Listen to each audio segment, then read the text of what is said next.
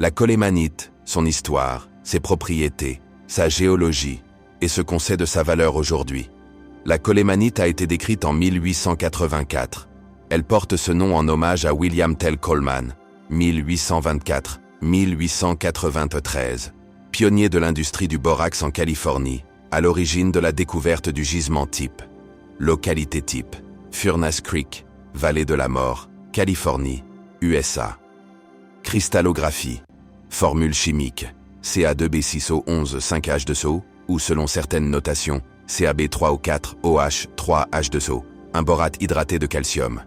Système cristallin, monoclinique, classe prismatique, symbole P2-1A. Dureté, 4 à 4,5. Densité, 2,420 à 2,423 grammes par centimètre cube.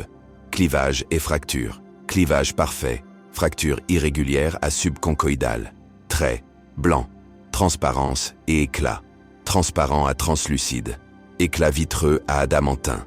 Fluorescence, phosphorescence et autres. Colémanite est souvent fluorescente. Sous UV, elle montre une fluorescence jaune pâle, parfois phosphorescente vert pâle. Elle peut aussi être pyro- et piézoélectrique à très basse température.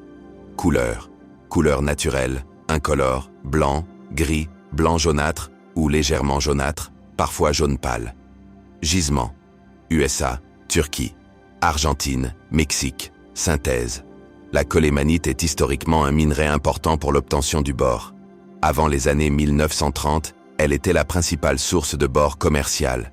Aujourd'hui, elle est encore exploitée industriellement.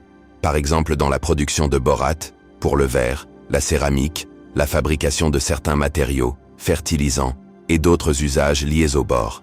Il n'y a aucune mention crédible d'une colémanite synthétique, utilisée comme gemme. Sa structure naturellement formée suffit pour les usages industriels. Valeur au carat en dollars. Sur le marché des minéraux pour collectionneurs, les prix restent modestes. Vu la faible demande gémologique et les qualités très variables, cristallinité, esthétique, transparence, taille, on peut estimer une valeur très basse, probablement de l'ordre de inférieur au dollar par carat pour des fragments communs, et peut-être quelques dollars par carat pour des cristaux bien formés, transparents, rares, si l'on ramène la valeur au carat. Autrement dit, pas de gemme chère, mais un minéral d'intérêt industriel ou collection avec des prix modérés.